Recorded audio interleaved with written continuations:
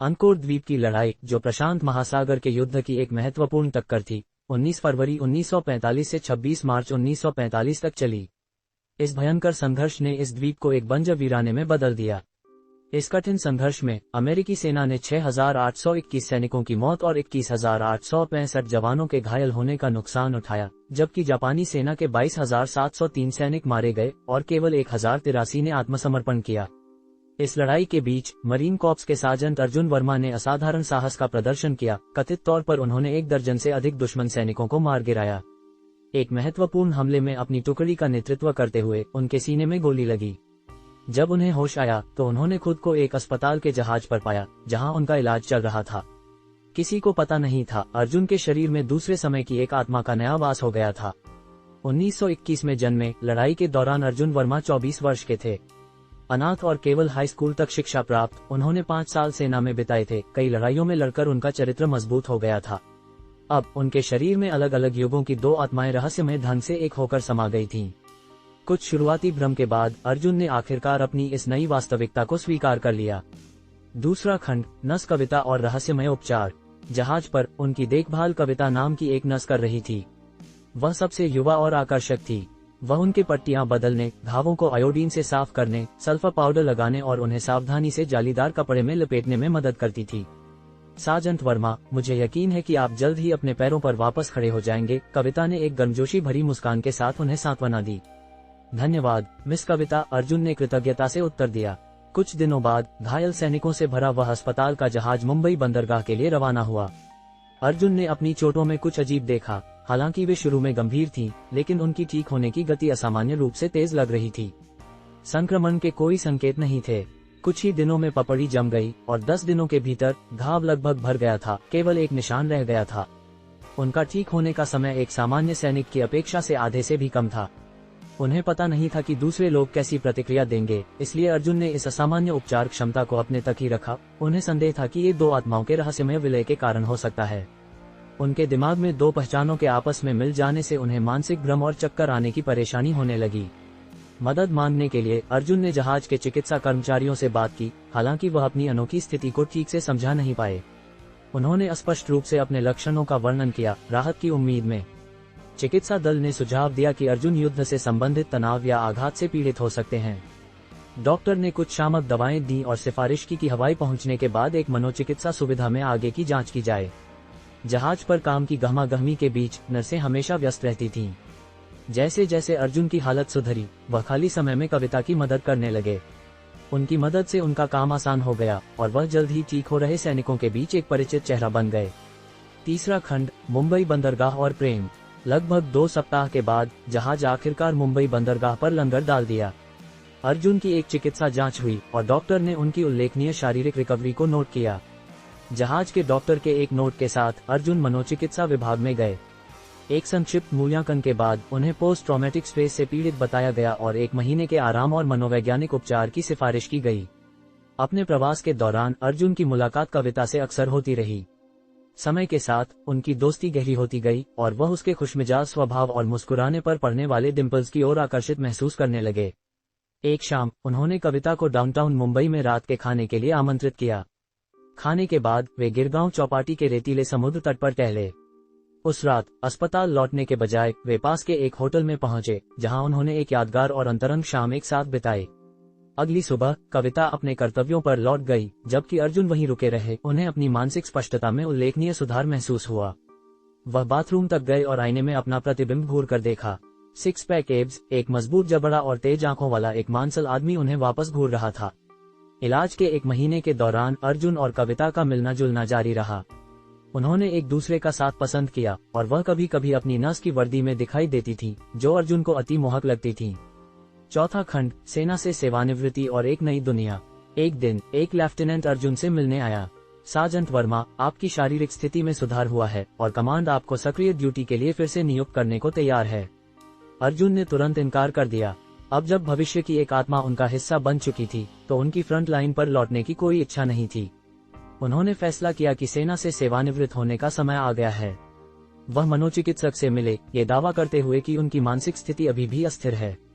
Doctor ने उन्हें post traumatic stress disorder (PTSD) से पीड़ित बताया, जिससे अर्जुन को आधिकारिक तौर पर सेवा छोड़ने की अनुमति मिल गई। कुछ दिनों बाद अर्जुन को एक मामूली पेंशन और उनकी सेवा के लिए एक प्रशंसा पत्र मिला। कविता को अलविदा कहने के बाद वह कोलकाता के लिए एक जहाज पर सवार हो गए। अपनी यात्रा के दौरान अर्जुन ने इस दुनिया और उन्हें याद की हुई दुनिया के बीच कई विसंगतियां देखीं। एक स्थानीय अखबार में उन्होंने दिल्ली के एक अपराध सरगना वीरेंद्र सिंह के बारे में पढ़ा, जो अपनी बेटी की शादी का जश्न मना रहा था। ये कहानी उन्हें गैंग्स ऑफ वासेपुर के एक कथानक के समान लगी। एक अन्य लेख में उन्होंने दौलत पटेल के बारे में पढ़ा कि उन्हें CBI द्वारा एक बार फिर आरोपों का सामना करना पड़ रहा है, और एक अलग लेख में अमृतसर के एक जाने माने व्यक्ति नारायण थापा को कर चोरी के लिए सजा सुनाए जाने का वर्णन था। काल्पनिक पात्रों और कथानकों से इस अद्भुत समानता ने अर्जुन को ये सोचने पर मजबूर कर दिया कि क्या वह एक ऐसी दुनिया में प्रवेश कर गए हैं जहां कहानियां और वास्तविकता आपस में जुड़ी हुई हैं। 5वां खंड, गोवा में नया जीवन। कोलकाता पहुंचकर अर्जुन गोवा के एक छोटे से शहर के लिए बस से गए, जहां उन्होंने एक मामूली अपार्टमेंट किराए पर लिया। कुछ दिनों बाद उन्हें एक स्थानीय सराय में बारटेंडर की नौकरी मिल गई। उन्होंने एक अनुशासित दिनचर्या बनाए रखी, सुबह जल्दी उठकर दौड़ने जाते थे। पास में एक बॉक्सिंग जिम था जहां अर्जुन ने दाखिला लिया। हालांकि उन्हें उम्मीद थी कि उन्हें कुछ विशेष क्षमताएं मिलेंगी, उन्होंने पाया कि उनका मुख्य फायदा उनकी असाधारण रिकवरी दर थी। चोटें जिन्हें सामान्यतः ठीक होने में हफ्ते लगते थे, वे रातों रात ठीक हो जाती थीं। इस असामान्य लचीलेपन ने उन्हें अपने प्रशिक्षण में बढ़त दी। एक स्पारिंग सत्र के दौरान अर्जुन की पसली में चोट लगी, लेकिन कुछ ही दिनों में वह पूरी तरह से ठीक होकर जिम में वापस आ गए। उनके तेज रिफ्लेक्स और गहन ध्यान भी उनके दोहरे अस्तित्व से तेज हो गए थे। समय के साथ अर्जुन जिम के शीर्ष लड़ाकों में से एक बन गए। अर्जुन ने बॉक्सिंग में करियर बनाने के खिलाफ फैसला किया। उन्होंने अपना हथियार प्रशिक्षण जारी रखा। उन्होंने एक पुरानी कॉल्ट रिवॉल्वर खरीदी और अक्सर पास के वीरान इलाके में अपनी निशानेबाजी का अभ्यास किया। 6 अगस्त 1945 को ये खबर आई कि हिरोशिमा पर परमाणु बम गिराया गया। 2 सितंबर 1945 तक जापान के आत्मसमर्पण के साथ द्वितीय विश्व युद्ध आधिकारिक तौर पर समाप्त हो गया। 6ठा खंड, जोया और सराय में झगड़ा। जिस सराय में वे दोनों काम करते थे, उसके दरवाजे पर अर्जुन जोया से टकरा गए, जिसे हाल ही में नौकरी पर रखा गया था। वे लगभग 3 महीनों से सहकर्मी थे और काफी करीब आ गए थे। जोया 19 साल की थी, जिसमें एक युवा आकर्षण था। सराय में एक नशे में ग्राहक ने जोया को खींचकर अपनी गोद में बैठा लिया, जिससे वह चौंककर चीख उठी। अर्जुन ने जोया का हाथ पकड़ा और धीरे से उसे आदमी की पकड़ से दूर खींच लिया। पीछे जाओ, उन्होंने कामली शांत होकर उससे कहा। शराबी सबके सामने अपमानित महसूस करते हुए गुस्से से अर्जुन को घूरने लगा। क्या समस्या है तुम्हारी, बच्चे? तुम्हें परेशानी चाहिए? अर्जुन शांत रहे। यह एक सराय है, उस तरह के व्यवहार के लिए जगह नहीं। शराबी ने बियर का मग उठाया और अर्जुन की ओर फेंक दिया। अर्जुन तेजी से एक तरफ हो गए। शराबी ने मेज पर मग दे मारा, जिससे वह टूट गया। अर्जुन के अंदर गुस्से की लहर उठी। अर्जुन की आंखें शराबी पर टिक गईं, उनकी नजर ठंडी और स्टील जैसी हो गई। शराबी ने उपहास किया और अर्जुन पर एक भूसा मारा। अर्जुन और तेजी से चले। उनकी मुट्ठी आदमी की ठुड्डी से एक ठोस आवाज के साथ जुड़ी, जिससे वह फर्श पर गिर गया। आदमी को ठीक होने का मौका न देते हुए अर्जुन एक पल में उस पर झपट पड़े, उसे दबा दिया और एक हाथ से उसके चेहरे पर कई घूंसे मारना शुरू कर दिए। धड़ धड़ धड़ धड़। सराय का मालिक दौड़कर आया, अर्जुन को पीछे खींचते हुए। अर्जुन, रुको, तुम उसे मार डालोगे। पुलिस कुछ देर बाद आई। शराबी को अस्पताल भेजा गया, जबकि अर्जुन को हिरासत में लिया गया। 7वां खंड, नतीजा और नए रास्ते। एक हफ्ते बाद अर्जुन ने खुद को एक न्यायाधीश के सामने पाया। उनके वकील ने सबूत पेश किए और न्यायाधीश ने अर्जुन के पक्ष में फैसला सुनाया। उन्हें $350 का मुआवजा देने का आदेश दिया। कानूनी फीस और जुर्माना चुकाने के बाद अर्जुन की बचत खत्म हो गई। उन्हें अपनी कुछ संपत्तियां, जिसमें उनकी पुरानी कॉल्ट रिवॉल्वर भी शामिल थी, बेचनी पड़ी। वह टूटा हुआ और बेरोजगार था। सराय के मालिक ने उन्हें निकाल दिया था। शहर में अर्जुन के लिए नई नौकरी ढूंढना असंभव हो गया। अपने मामूली अपार्टमेंट में लौटते हुए अर्जुन ये देखकर हैरान रह गए कि जोया उनके दरवाजे के बाहर इंतजार कर रही थी। अर्जुन, मैं जो तुमने किया उसके लिए तुम्हें फिर से धन्यवाद देना चाहती थी, जोया ने धीरे से कहा। मैंने भी सराय छोड़ना तय कर लिया है। मैं शहर छोड़ रही हूँ। तुम कहाँ जा रही हो? अर्जुन ने पूछा। मैंने कुछ पैसे बचाए हैं। मैं पढ़ने जा रही हूँ, उसने जवाब दिया। कानून, मैं एक वकील या शायद एक दिन न्यायाधीश बनना चाहती हूँ। सराय में जो हुआ उसे देखकर मुझे एहसास हुआ कि न्याय कितना महत्वपूर्ण है। यह एक नेक लक्ष्य है। मैं तुम्हें शुभकामनाएं देता हूँ, अर्जुन ने ईमानदारी से कहा। जोया ने अर्जुन को जल्दी से गले लगाया और गाल पर चुंबन दिया। फिर से धन्यवाद अर्जुन। अपना ख्याल रखना, तुम भी, जोया। उस रात अपने बिस्तर पर लेटे हुए अर्जुन अपने भविष्य पर विचार कर रहे थे। शहर में रुकना अब संभव नहीं था। तभी मकान मालिक ने नीचे से उन्हें आवाज दी, अर्जुन, तुम्हारे लिए एक फोन कॉल है। अर्जुन ने कॉल लिया। वह मनोज थे, उनके पुराने सेना के दोस्त। मनोज ने उत्साहित होकर कहा, अरे अर्जुन, मैंने अभी अभी सुना कि क्या हुआ। तुम्हारा नंबर ढूंढा और कॉल करना पड़ा। जीवन कैसा चल रहा है? इतना अच्छा नहीं, अर्जुन ने स्वीकार किया, अपनी वर्तमान स्थिति समझाते हुए। मनोज हंसे, चिंता मत करो यार, पुणे आ जाओ, यहाँ बहुत सारे अवसर हैं। अपने सूटकेस के साथ लंबी दूरी की बस से उतरते हुए अर्जुन का स्वागत मनोज ने किया, जो एक फोर्ट से बाहर निकल रहे थे। वे गर्मजोशी से गले मिले। काफी समय हो गया है ना? मनोज ने मुस्कुराते हुए कहा। हाँ, लगभग 2 साल। तुम्हारा वजन बढ़ गया है, अर्जुन ने जवाब दिया। मैं मजबूत हूँ, मोटा नहीं, मनोज हंसे और जवाब दिया। अर्जुन का सूटकेस पिछली सीट पर फेंकते हुए मनोज ने कार की ओर इशारा किया। अंदर बैठो, चलो कुछ पीते हैं और बातें करते हैं।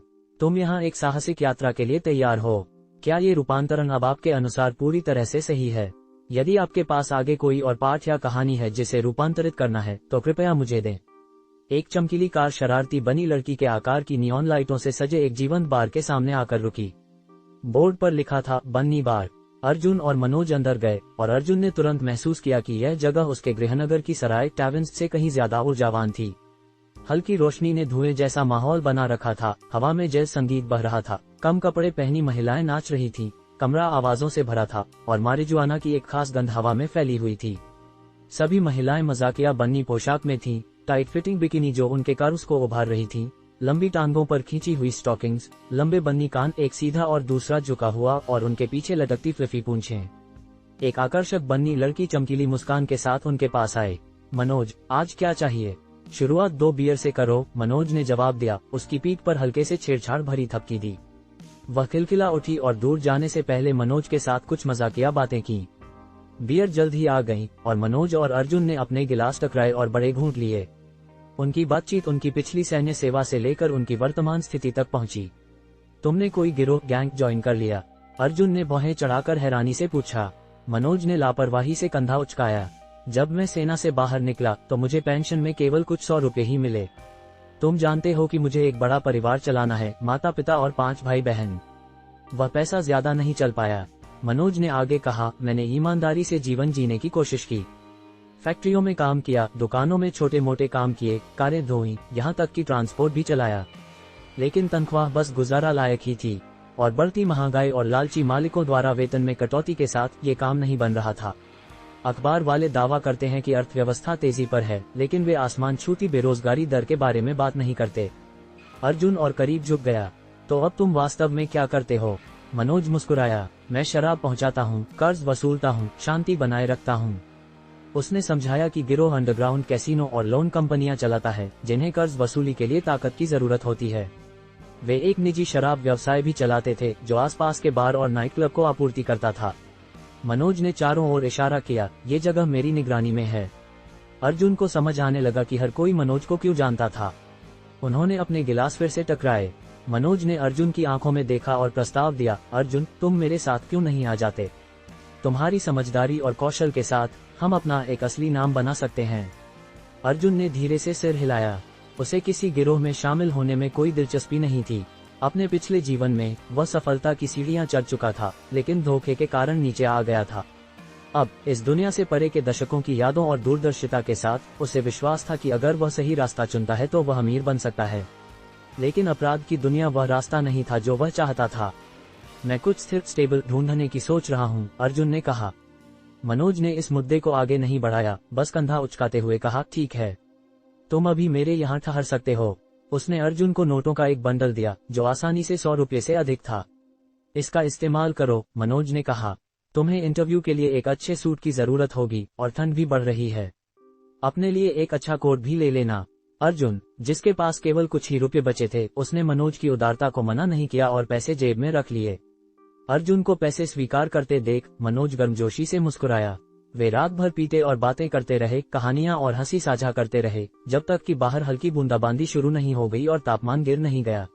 वे गाड़ी से मनोज के अपार्टमेंट लौट आए। वहां पहुंचकर मनोज ने अर्जुन को गेस्ट रूम दिखाया और बाथरूम की ओर इशारा किया। अर्जुन ने गर्म स्नान का आनंद लिया, फिर बाल सुखाते हुए बाहर निकला। मनोज ने उसे लिविंग रूम में आने का इशारा किया, जहां उसने सोफे को एक तरफ सरकाकर एक छिपा हुआ कंपार्टमेंट दिखाया।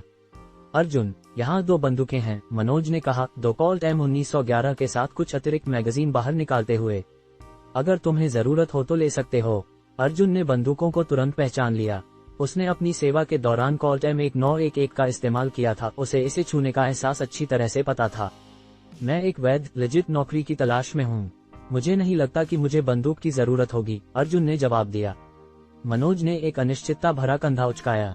तुम कह नहीं सकते। उन्होंने एक और राउंड ड्रिंक का डाला और देर रात तक बातें करते रहे। नौकरी की तलाश और अनपेक्षित खतरा। अगली सुबह मनोज और अर्जुन अपने अपने रास्ते चले गए। अर्जुन अपने नए खरीदे गए सूट और कोट में तैयार हुआ, अधिक ताज़ा और प्रस्तुत करने योग्य महसूस कर रहा था। उसने एक अखबार उठाया और नौकरी की लिस्टिंग स्कैन करना शुरू कर दिया। Factory worker, accountant, driver, hotel staff, मजदूर, कोई भी सही नहीं लगा। या तो वेतन बहुत कम था, या पद उसके कौशल या आकांक्षाओं से मेल नहीं खाते थे। उसने कई भर्ती एजेंसियों में कोशिश की, लेकिन जैसा कि मनोज ने चेतावनी दी थी, अर्थव्यवस्था के फलने फूलने के दिखावे के बावजूद नौकरियां दुर्लभ थीं। ज्यादातर जगहों पर उन्होंने बस फॉर्म भरवाया, लेकिन कभी वापस संपर्क नहीं किया। उस शाम वह मनोज के यहाँ लौटा। जब उससे नौकरी की खोज के बारे में पूछा गया तो अर्जुन केवल आह भर सका। अच्छा नहीं रहा। नौकरी ढूंढने वाले बहुत ज्यादा हैं और मेरे पास सही योग्यता या कौशल नहीं है। बाहर बहुत मुश्किल है। मनोज ने कुछ प्रोत्साहन भरे शब्द दिए। ये तो बस शुरुआत है, उम्मीद मत हारो। कई दिन इसी तरह गुजरे। मनोज अपने काम में लगा रहा, जबकि अर्जुन रोजगार की अपनी फलहीन खोज जारी रखता रहा। उसने फैक्ट्री के काम को स्वीकार करने से इनकार कर दिया, यह मानते हुए कि यह कोई भविष्य नहीं देगा और उसके लक्ष्यों के अनुरूप नहीं था। फिर भी संभावनाओं वाली नौकरियां मायावी थीं। एक सुबह मनोज मुस्कुराहट के साथ निकला। मैं एक बड़ा कर्ज वसूलने जा रहा हूँ, 5000 रुपये। अगर मैं इसे वापस ले आया तो हम दोनों को एक हिस्सा मिलेगा। आज रात हम दावत करेंगे। 500 रुपये उन दिनों की 2 महीने की तनख्वाह के बराबर एक पर्याप्त राशि थी। मनोज चला गया और अर्जुन ने अपनी खोज फिर से शुरू कर दी। दोपहर तक उसने एक हॉट डॉग और एक कप चाय खरीदी और एक बेंच पर बैठकर खाया। दोपहर का बाकी समय उसने नौकरी के अवसरों की तलाश में बिताया, लेकिन फिर से कोई सफलता नहीं मिली। देर दोपहर मनोज के अपार्टमेंट लौटते हुए अर्जुन को लगा कि कुछ गड़बड़ है। उसकी सहज वृत्ति जाग उठी, खतरा। जैसे ही वह मुड़ा, दरवाजा उसके पीछे धड़ाम से बंद हो गया और एक बंदूक की नली उसके चेहरे पर ठूंस दी गई। अंदर सूट पहने 2 आदमी थे। एक उसके सामने खड़ा था, कुछ ही दूरी से अर्जुन के सिर पर एक रिवॉल्वर ताने हुए था। दूसरा बेडरूम के दरवाजे के पास था, हाथ लापरवाही से जेब में थे, हथियार निकालने के लिए तैयार। हिलो मत, रिवॉल्वर वाले आदमी ने गुर्राया। अर्जुन का दिमाग तेजी से दौड़ा। क्या ये लूटपाट थी, कोई साजिश, या ये मनोज के दुश्मन थे? तुम कौन हो? अर्जुन ने मांगा। रिवॉल्वर वाला आदमी करीब आया। नली अब अर्जुन के सिर से बस इंचों दूर थी। अर्जुन ने तेजी से प्रतिक्रिया दी। एक तेज मोड़ के साथ वह नली से बचा, आगे बढ़ा और दोनों हाथों से आदमी की रिवॉल्वर पकड़ ली। वह आदमी चकित रह गया, लेकिन इससे पहले कि वह प्रतिक्रिया दे पाता, अर्जुन ने बंदूक को उसकी पकड़ से मुक्त करने के लिए मोड़ दिया। दूसरे आदमी ने अपना हथियार निकालने के लिए टटोलना शुरू किया, लेकिन अर्जुन तेज था। वह घूमा, अपने बाएं हाथ से पहले आदमी को गर्दन से पकड़ा और रिवॉल्वर को उसकी कनपटी पर दबा दिया। हिलो मत, नहीं तो मैं इसका भेजा उड़ा दूंगा, अर्जुन चिल्लाया। उसकी पकड़ में फंसा आदमी डर के मारे आंखें फाड़कर जम गया। दूसरा आदमी, जो स्पष्ट रूप से हिल चुका था, झिझका, अपने अगले कदम के बारे में अनिश्चित था। उसने अपनी बंदूक अर्जुन पर साधे रखी, लेकिन पासा नाटकीय रूप से पलट चुका था। अपनी बंदूक नीचे गिराओ, अर्जुन ने आदेश दिया, रिवॉल्वर को अपने बंदी की खोपड़ी पर और जोर से दबाते हुए। बेडरूम के दरवाजे के पास वाला आदमी झिझका। उसे छोड़ दो, जब तक तुम अपनी बंदूक नहीं गिराते। अर्जुन ने पलटवार किया। तनाव स्पष्ट था। अर्जुन की पकड़ में फंसा आदमी स्पष्ट रूप से कांप रहा था, जबकि दूसरा दांत पीसकर झिझक रहा था। तुम यहाँ क्यों हो? तुम्हें क्या चाहिए? अर्जुन ने मांगा। उसकी पकड़ में फंसा आदमी झिझका और फिर हड़बड़ी में बोला, रुको। क्या तुम अर्जुन हो? मनोज ने हमें बताया था कि उसका एक दोस्त अर्जुन यहाँ रुका हुआ है। अर्जुन ने बंदूक नीचे नहीं की। हाँ, यह मनोज की जगह है, लेकिन तुम लोग यहाँ छिपकर क्यों घूम रहे हो? आदमियों को स्थिति का एहसास हुआ और वे दोनों हल्के से शांत हुए। हम मनोज के साथी हैं, दूसरे आदमी ने समझाया, अभी भी सावधान रहते हुए। हम तुम्हें चौंकाना नहीं चाहते थे, ये बस एक बड़ी गलतफहमी है। मनोज का हमला और बदला लेने का संकल्प। गलतफहमी दूर होने के बाद अर्जुन ने आखिरकार अपने सामने के दोनों पुरुषों को समझा। जिसे उसने अभी अभी काबू किया था वह शॉन था और बेडरूम के दरवाजे के पास खड़ा आदमी रीड था। दोनों मनोज के सहयोगी थे। मनोज को क्या हुआ? अर्जुन ने मनोज की चोटों के बारे में जानने के बाद उत्सुकता से पूछा। जब हम निकले तो मनोज अभी भी सर्जरी में था, हालात अच्छे नहीं लग रहे थे। हमने उसे कुछ जरूरी सामान लिया है और अब हम वापस जा रहे हैं। चलो कार में विस्तार से बात करते हैं, शॉन ने सुझाव दिया। अर्जुन ने सिर हिलाया और बिना किसी झिझक के उनके पीछे कार तक गया। रीड ने ड्राइवर की सीट ली जबकि शॉन और अर्जुन पीछे बैठ गए। जैसे ही वे गाड़ी चला रहे थे, शॉन ने समझाया कि मनोज को 3 गोलियां लगी थीं और वह इस समय एक निजी क्लिनिक में आपातकालीन सर्जरी से गुजर रहा था। उसकी हालत नाजुक थी। उस दिन पहले वे कुक का सामना करने गए थे, एक स्पेनिश गिरोह का नेता जो ऑस्ट्रियाई गिरोह के इलाके के भीतर काम करता था। हालांकि ऑस्ट्रियाई गिरोह ड्रग्स से दूर रहता था, लेकिन उनके लिए हमेशा एक बाजार था। स्पेनिश गिरोह के लिए उनके क्षेत्र में बेचने की एक व्यवस्था की गई थी, जिसमें मुनाफे का एक हिस्सा ऑस्ट्रियाई को जाता था। कुक मनोज के क्षेत्र में बिक्री के लिए जिम्मेदार था और उसके पास 5 या 6 आदमियों का एक छोटा दल था। मनोज, शॉन और रीड के साथ कुक से भुगतान लेने गए थे। हालांकि कुक टालमटोल कर रहा था और समय खींच रहा था। जब मनोज ने उसे धक्का दिया तो कुक ने अचानक एक हथियार निकाला और गोली चलानी शुरू कर दी, जिससे मनोज को कई गोलियां लगीं। एक गोलीबारी शुरू हुई, लेकिन कुक और उसके आदमी भागने में कामयाब रहे। शॉन, रीड और मनोज की बाकी टीम ने उसे क्लिनिक पहुंचाया। ये सब होने से पहले हमें पता चला था कि कुक ने कुछ हफ्ते पहले एक अंडरग्राउंड कैसीनो में एक बड़ी रकम, लगभग 10,000 रुपए, गंवा दी थी। उसने शायद अपनी कमाई खो दी थी और पैसे नहीं जुटा सका, शॉन ने समझाया। रीड, सड़क पर नजर रखते हुए, आगे बोला, मुझे शर्त लगाता हूं कि कुक नशे में था। उसके कार्य अनियंत्रित थे, जैसे वह हाय हो।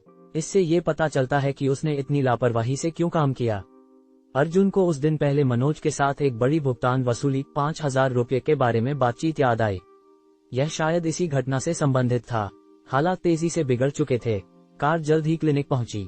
अंदर शॉन ने एक नर्स को रोका। माफ करना मिस, मनोज कैसा है? डॉक्टर अभी भी ऑपरेशन कर रहे हैं, गोलियां निकालने की कोशिश कर रहे हैं। उसने बहुत खून खो दिया है। ये बहुत नाजुक स्थिति है, नर्स ने तनावग्रस्त चेहरे के साथ जवाब दिया। उन्होंने गलियारे में इंतजार किया, जो एक अनंत काल जैसा लग रहा था। लगभग 30 मिनट के बाद ऑपरेशन रूम के दरवाजे खुले और एक मध्यम आयु वर्ग का डॉक्टर 2 नर्सों के साथ एक पहिएदार स्ट्रेचर को बाहर ले आया। मनोज उस पर पड़ा था, बेहोश और भूरे रंग का पेल। डॉक्टर मूर्ति, वह कैसे हैं? शॉन ने चिंतित होकर पूछा। डॉक्टर ने अपना चश्मा ठीक किया, उनके भाव गंभीर थे। हमने गोलियां निकालने और उनके घावों को स्थिर करने में कामयाबी हासिल की है, लेकिन उन्होंने बहुत खून खो दिया है। उनके बचने की संभावना बहुत कम है, ज्यादा से ज्यादा 30%। मैंने अपनी तरफ से सब कुछ कर दिया है। अब ये भाग्य पर निर्भर करता है, डॉक्टर, मूर्ति ने कहा। अर्जुन ने अपने दोस्त को घूरा, उसका दिल बैठ गया। मनोज, जो 3 साल तक उसका साथी रहा था, मौत के दरवाजे पर पड़ा था। वे कंधे से कंधा मिलाकर लड़े थे। अर्जुन ने बेहतर जीवन के लिए लॉस एंजल्स आने के लिए खुद को समझाया था और अब उसका सबसे अच्छा दोस्त किसी और के लालच के कारण अपने जीवन के लिए लड़ रहा था। नज ने तीनों पुरुषों को घूमते हुए देखा और कड़ाई से कहा, आप लोगों को अब चले जाना चाहिए। आप यहाँ मदद नहीं कर सकते और आप कमरे को दूषित कर सकते हैं। अनिच्छा से वे कमरे से बाहर निकल गए। बाहर शॉन ने अर्जुन को एक सिगरेट दी। क्या तुम जानते हो कि कुक कहाँ रहता है? अर्जुन ने सिगरेट जलाते हुए और एक लंबा कश लेते हुए पूछा। हाँ, ये 43-79 ब्राउन स्ट्रीट पर एक 2 मंजिला जगह है, शॉन ने जवाब दिया। अर्जुन ने एक और कश लिया। और वह कैसा दिखता है? गंजा, 40 की उम्र में। तुम उसे देखते ही पहचान लोगे, रीड ने अर्जुन को उत्सुकता से देखते हुए जवाब दिया। तुम क्यों जानना चाहते हो? अर्जुन ने समझाने की जहमत नहीं उठाई। अपनी सिगरेट खत्म करने के बाद शॉन फिर बोला, हमें मनोज के बारे में बॉस को रिपोर्ट करना होगा। तुम्हारा क्या? अर्जुन, तुम जाओ, मैं मनोज के साथ यहीं रहूंगा, अर्जुन ने जवाब दिया।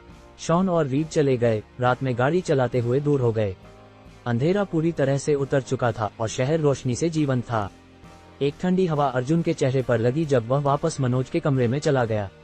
नस जा चुकी थी। मनोज बिस्तर पर चुपचाप पड़ा था, उसकी सांसें उथली और अनियमित थीं। अर्जुन बिस्तर के पास आया और धीरे से मनोज के गाल पर थपथपाया। हिम्मत रखो मनोज, तुमने इससे भी कठिन लड़ाइयां जीती हैं, कुक जैसे थक को तुम्हें बाहर नहीं निकालने देना। वह और करीब झुका, फुसफुसाते हुए, अब आराम करो भाई, मैं बाकी सब संभाल लूंगा। वे इसके लिए कीमत चुकाएंगे। अर्जुन ने तेजी से एक टैक्सी को मनोज के अपार्टमेंट तक जाने के लिए बुलाया। प्रतिशोध की रात। अंदर पहुंचकर उसने सोफे को एक तरफ सरकाकर नीचे छिपी हुई 2 कॉल्ट M1911 पिस्तौलें निकाली। उसने मैगजीन लोड की, स्लाइडों को पीछे खींचा और चैम्बरों की जांच की। क्लिक, बंदूकें तैयार थीं। उसने उन्हें कॉफी टेबल पर रखा और लाइटें बंद कर दी। अर्जुन अंधेरे में बैठ गया। पुरानी घड़ी सेकंडों को टिक टिक करके गिन रही थी। डिंग डोंग, घड़ी में 12 बजे, आधी रात थी। अर्जुन उठा, दोनों पिस्तौलें अपनी कमरबंद में छिपा लीं। उसने 2 अतिरिक्त मैगजीन भी उठाई, उन्हें अपनी जेबों में फिसल लिया। उसने रैक से एक टोपी उठाई, उसे अपने चेहरे पर नीचे खींचा और रात के अंधेरे में बाहर निकल गया। ब्राउन स्ट्रीट शांत थी, हल्की स्ट्रीट लाइटों में छायाएं नाच रही थीं। अर्जुन ने गली के पार से छोटी इमारत को देखा। रात के 1:30 बजे थे और इलाका पूरी तरह से शांत था। वह पीछे के बाड़ के पास आया, आसानी से उस पर से कूद गया और लॉन पर नरमी से उतरा। उसने पीछे के दरवाजे को परखा, बिना ताले के। उसने सावधानी से एक खिड़की खोली और अंदर चढ़ गया। रसोई के चूल्हे के पास चुपचाप उतरा।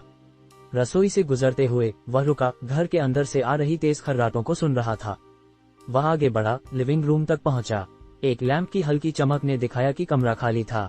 उसने जल्दी बाहर निकलने के लिए सामने के दरवाजे का कुंडी खोल दी, फिर अपनी टोपी को ट्रैक पर टांग दी। दोनों पिस्तौलें निकालकर उसने सेफ्टी हटा दी और बेडरूम में से एक की ओर बढ़ा। अंदर एक आदमी गहरी नींद में सो रहा था। अर्जुन ने निशाना साधा, बैंग, सिर पर एक ही गोली और आदमी मर गया। बंदूक की आवाज से दूसरे जाग गए। कई आदमी अपने कमरे से बाहर निकले, बंदूकें तानकर, लेकिन उन्हें अर्जुन की गोलियों की बौछार का सामना करना पड़ा। बैम बैम बैम, बैम बैम बैम बैम। 4 आदमी गिर गए, उनके नीचे खून जमा हो गया। उनमें से कोई भी गंजा नहीं था, कोक उनमें नहीं था।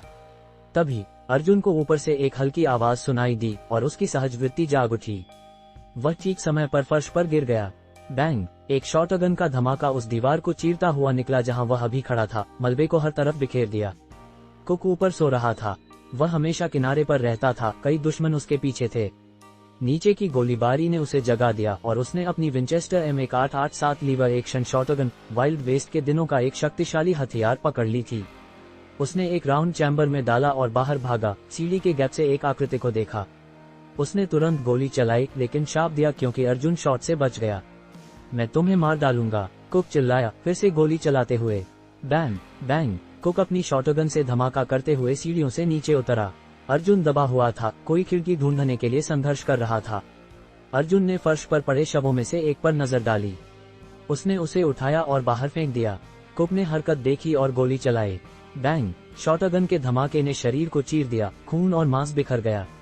कुक के क्षण भर के लिए भटकने पर अर्जुन ने अपना मौका पकड़ लिया। वह कब्र से बाहर लुढ़का, सीढ़ियों पर कई गोलियां चलाईं। बैंग बैंग बैंग बैंग, आह, एक दर्द भरी चीख। कुक को 2 बार गोली लगी, एक पेट में, एक बाह में। वह गिर गया, उसकी शॉटगन सीढ़ियों से खड़खड़ाती हुई नीचे गिर गई। अर्जुन बंदूकें ताने हुए पास आया। कुक, खून बहते हुए और हताश, ने उसे पहली बार साफ देखा। ठंडी, निर्दयी आंखों वाला एक युवा आदमी।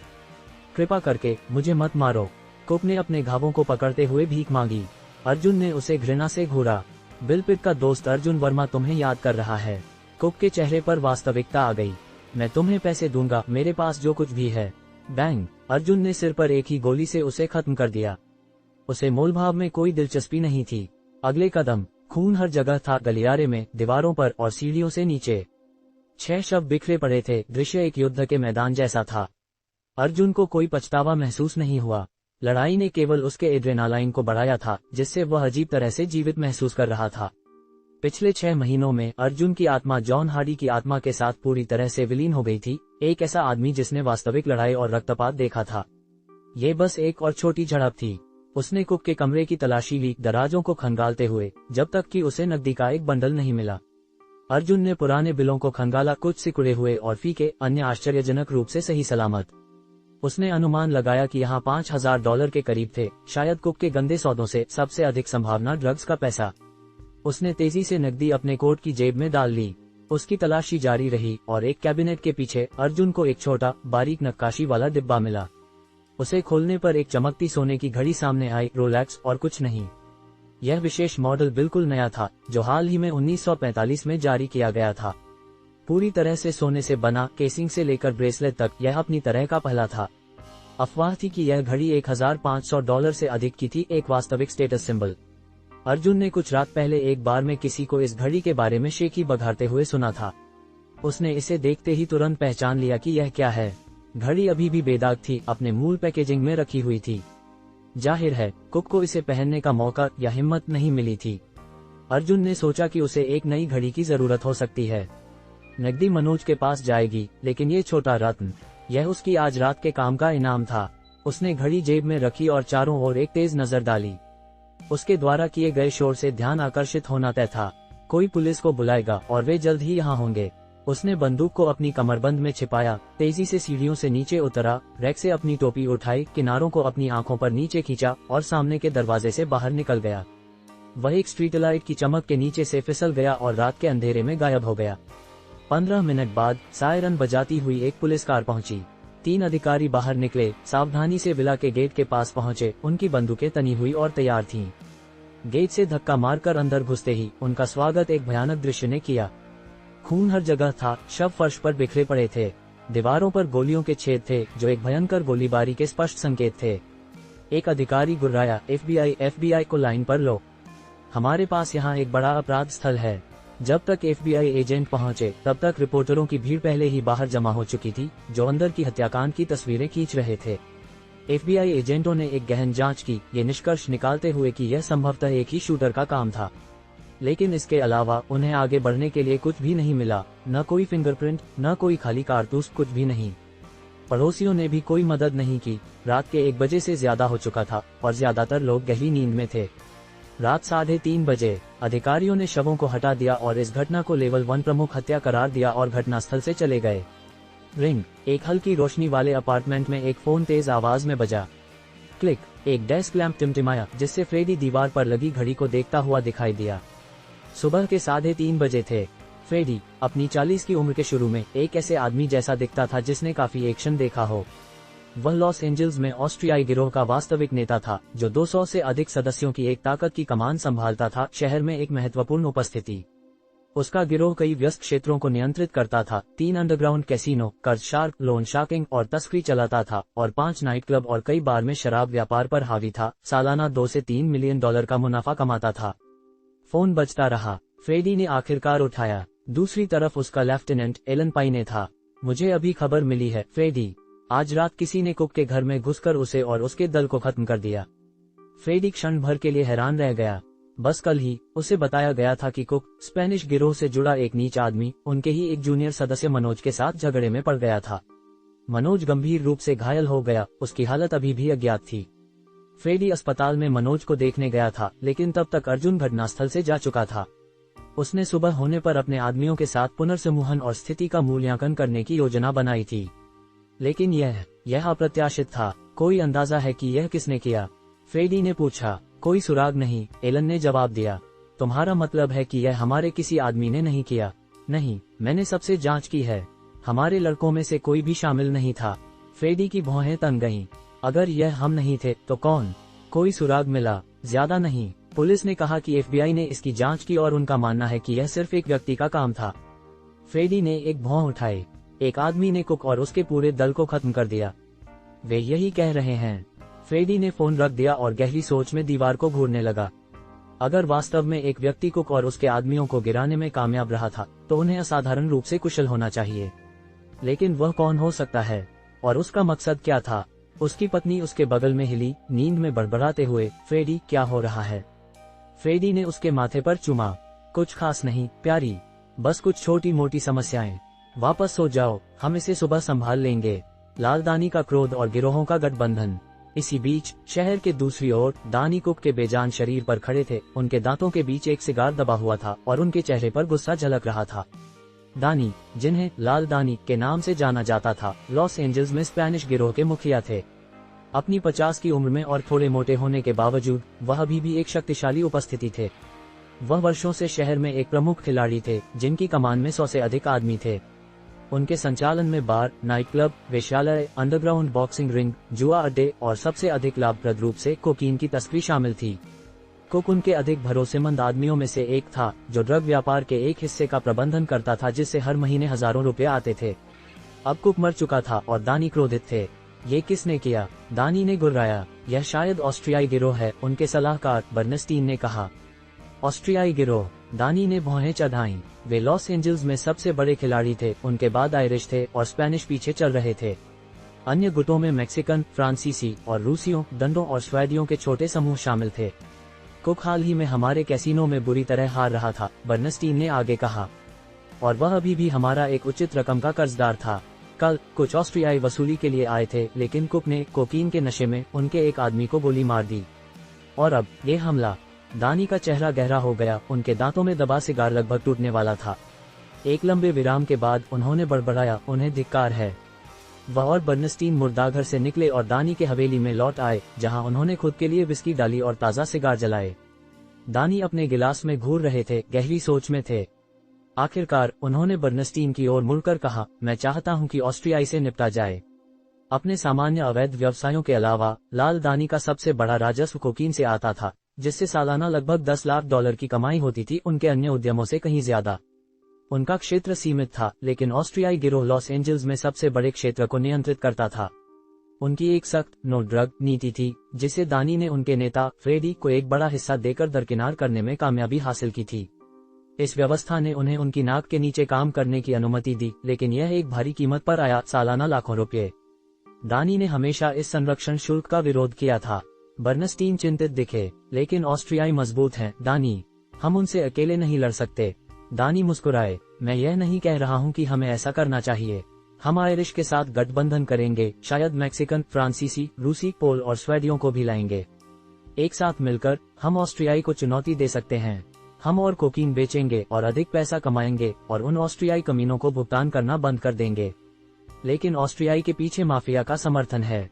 माफिया, दानी ने दोहराया, उनका स्वर विचारशील था। इतालवी माफिया अमेरिका में सबसे शक्तिशाली आपराधिक संगठन था, इसमें कोई संदेह नहीं था। लेकिन दानी के पास एक विचार था, इसलिए हमें आयरिश को अपनी तरफ चाहिए। वे माफिया के सामने खड़े होने के लिए काफी मजबूत हैं। अरे, वे इटालियंस के साथ अपनी दुश्मनी के कारण खुद को सफेद हाथ भी कहते हैं। माफिया का आधार पूर्वी तट पर है, न्यूयॉर्क, शिकागो, डेट्रॉइट, ऐसी जगहें। पश्चिमी तट पर उनकी उपस्थिति इतनी मजबूत नहीं है। ऑस्ट्रियाई यहाँ हमारे लिए एक कांटे की तरह हैं, दानी ने जोड़ा। बर्नस्टीन को यह मानना पड़ा कि दानी एक तेज रणनीतिकार थे। योजना संभव लग रही थी, भले ही यह काम न करे, संभावित नुकसान प्रबंधन योग्य थे। आप इसे कैसे खेलना चाहते हैं? बर्नस्टीन ने पूछा। दानी ने अपने सिगार पर एक लंबा कश लिया, उनके चेहरे पर एक चालाक मुस्कान फैल गई। आयरिश के साथ एक मीटिंग सेट करो, हम वहां से शुरुआत करेंगे। बर्नस्टीन ने सिर हिलाया, मैं सुबह सबसे पहले इसकी व्यवस्था करूंगा। ये कहानी का दूसरा भाग है। क्या आप चाहते हैं कि मैं आपकी आगे की कहानी में भी इसी तरह से भारतीय नाम और हिंदी शब्दों का इस्तेमाल करूं? कुक के साथ अपना काम खत्म करने के बाद अर्जुन मुंबई नदी के समानांतर चलते रास्ते पर चल पड़ा। उसने अपने कोट से बंदूक निकाली, उसे विशेषज्ञता के साथ कई टुकड़ों में अलग किया और उन्हें एक एक करके नदी के अंधेरे पानी में फेंक दिया। इससे ये सुनिश्चित हो गया कि कोई निशान पीछे नहीं छूटेगा। भले ही बाद में किसी ने उस पर हत्या का आरोप लगाया, लेकिन हथियार के बिना उसके दोष को साबित करना बहुत कठिन होगा और वह शायद आजाद भी हो जाए। अर्जुन ने फिर एक छोटी घड़ी का डिब्बा निकाला। उसने रोलेक्स को अपनी कलाई पर पहना और खाली डिब्बे को दूर नदी में फेंक दिया। उसे छप की आवाज के साथ गायब होते हुए देखा। अपनी सावधानियों से संतुष्ट होकर वह मनोज के ठिकाने पर लौट आया। अंदर कदम रखते ही अर्जुन सीधे रसोई में गया। उसने अपने खून से सने कपड़े चूल्हे में फेंके, उन्हें आग लगा दी। सूट और ऊनी कोट के बारे में अफसोस था, उसने उन्हें कुछ दिन पहले ही 70 रुपये से अधिक में खरीदा था। जैसे ही उसके कपड़े राख में बदल गए, अर्जुन बचे हुए खून को धोने के लिए बाथरूम में गया। गर्म पानी ने उसे आराम दिया और जैसे ही वह खुद को सुखाने लगा, उसे एक दुर्लभ शांति महसूस हुई। खायों ट्रेंचेस में उसे लड़ाई के बाद आराम करने का कभी समय नहीं मिला। ये हमेशा एक लड़ाई से दूसरी लड़ाई में सीधे जाना होता था, लेकिन अब उसे सांस लेने का एक पल मिला था। अर्जुन मनोज को लेकर चिंता किए बिना नहीं रह सका। उसने फैसला किया कि जैसे ही सुबह होगी वह उससे मिलने जाएगा। उम्मीद कर रहा था कि उसका दोस्त ठीक हो जाएगा। परिणाम चाहे जो भी हो, कम से कम उसने मनोज का बदला ले लिया था। नहाने के बाद अर्जुन लेट गया और जल्दी ही गहरी नींद में सो गया। जब वह उठा तो सुबह के 9 बज चुके थे। वह उठा, अपना चेहरा धोया और पास के एक भोजनालय डाइनर के लिए निकल गया। उसने एक भरपेट नाश्ता ऑर्डर किया और अपने खाने का इंतजार करते हुए एक अखबार उठाया।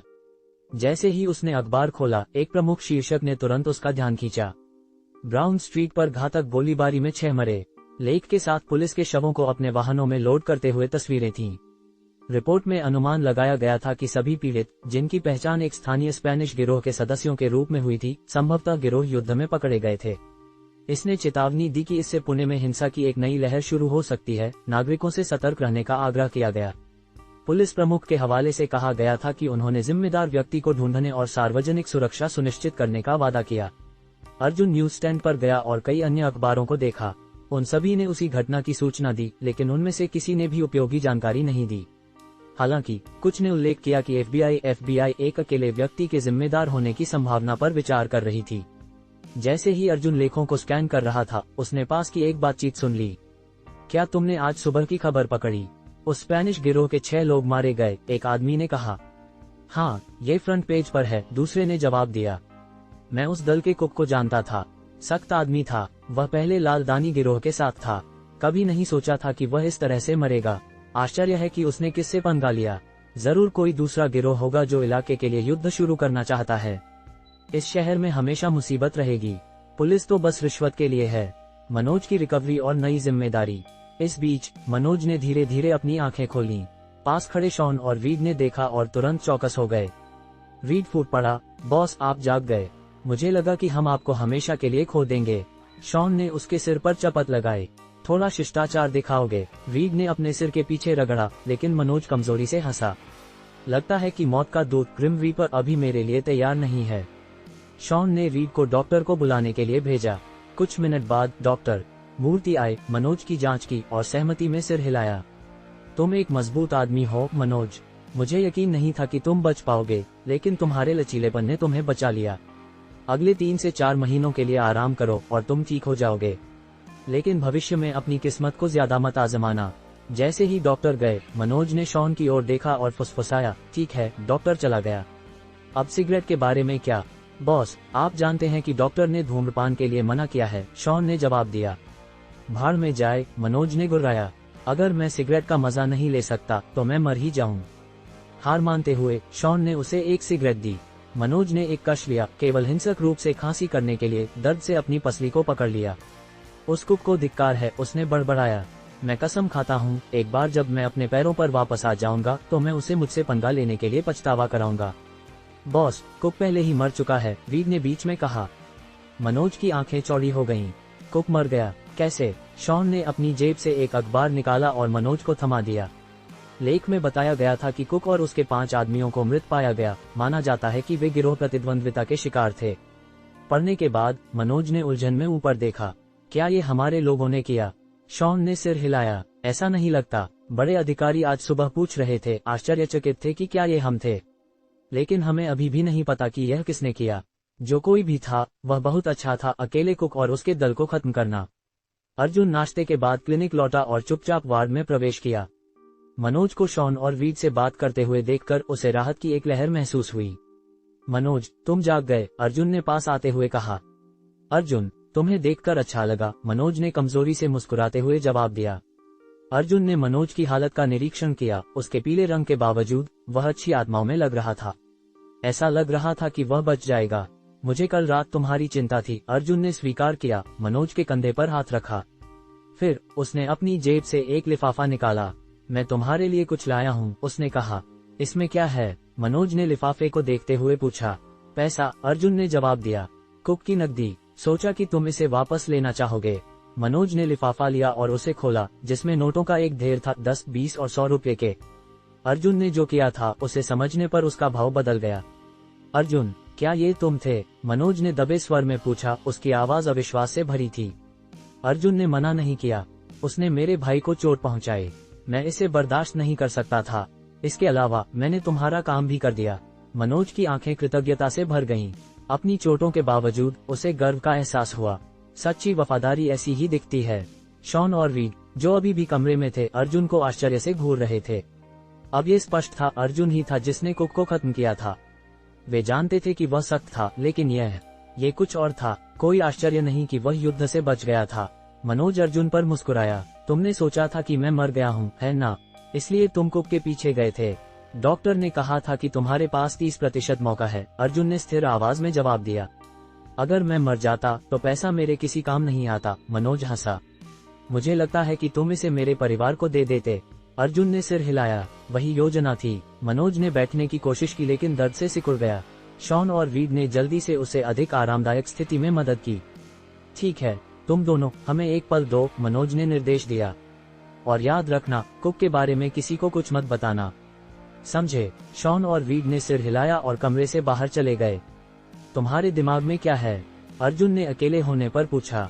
मनोज ने अर्जुन की आंखों में देखा। अर्जुन, मुझे तुम्हारी मदद चाहिए। किस तरह की मदद? अर्जुन ने पूछा। डॉक्टर कहता है कि मैं 3 से 4 महीने तक काम से बाहर रहूंगा।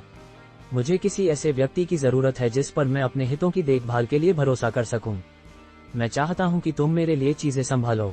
तुम चाहते हो कि मैं गिरोह में शामिल हो जाऊं? अर्जुन हैरान था, उसने इसकी उम्मीद नहीं की थी। बस अस्थायी रूप से, मनोज ने कहा। जब तक मैं अपने पैरों पर वापस नहीं आ जाता। अगर तुम नहीं करते तो मैं ठीक होने से पहले सब कुछ खो सकता हूँ।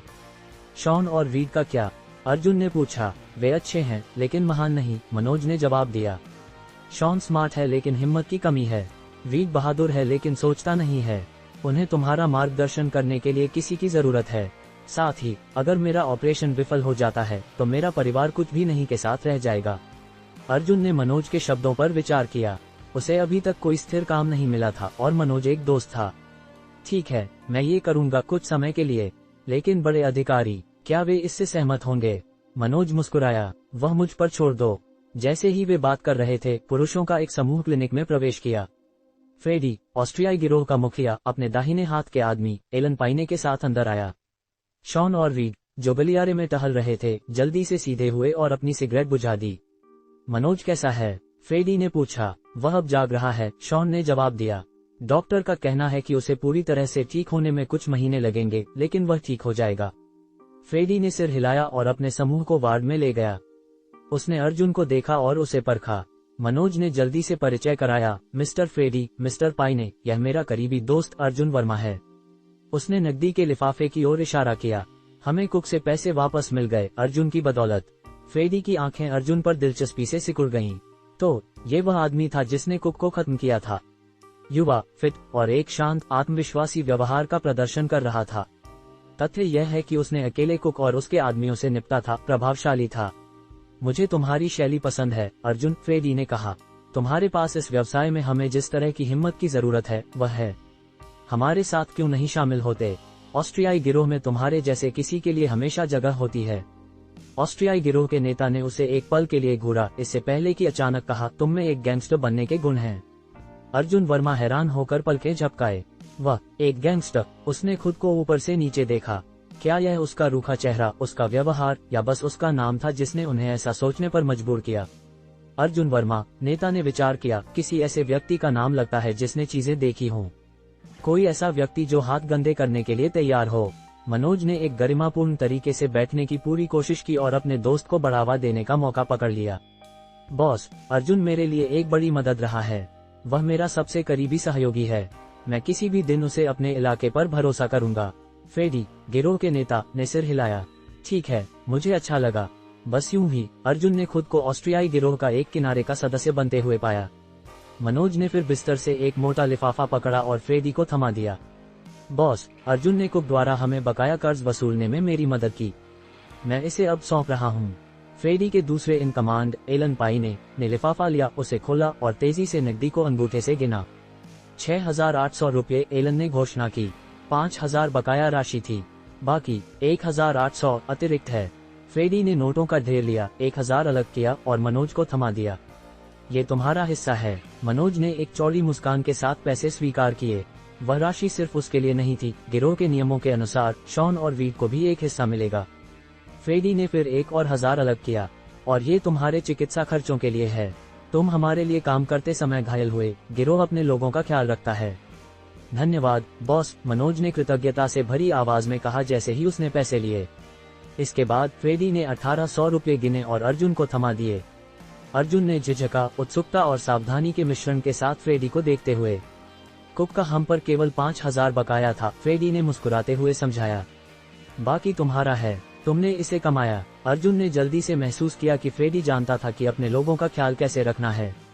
उचित हिस्सा, चोटों के लिए मुआवजा और यहाँ वहाँ थोड़ा अतिरिक्त, ये सब अपने आदमियों के बीच वफादारी और विश्वास बनाने की एक गणित की रणनीति थी। अकृतज्ञ न दिखने के लिए अर्जुन ने बिना किसी झिझक के पैसे स्वीकार कर लिए। फ्रेडी अर्जुन के सीधेपन से खुश लग रहा था। अच्छा, उसने मुस्कुराते हुए कहा। फिर मनोज बोला, बॉस, कुक के दल का क्या? स्पेनिश इसे ऐसे ही नहीं जाने देंगे, है ना? फ्रेडी का चेहरा सख्त हो गया। वह मुझ पर छोड़ दो। कुक ने हमारे नियम तोड़े। अगर स्पेनिश उनके द्वारा नहीं खेल सकते तो हम हमेशा दूसरे आपूर्तिकर्ता ढूंढ सकते हैं। हमारे इलाके में विकल्पों की कमी नहीं है। ऑस्ट्रियाई गिरोह प्रतिस्पर्धा से अच्छी तरह वाकिफ था। भले ही स्पेनिश के पास अच्छा सस्ता माल हो, हमेशा दूसरे बेचने को तैयार रहते थे। थोड़ी और चर्चा के बाद फ्रेडी और एलन चले गए। कमरे में गिरोह के बाकी सदस्यों को छोड़ दिया।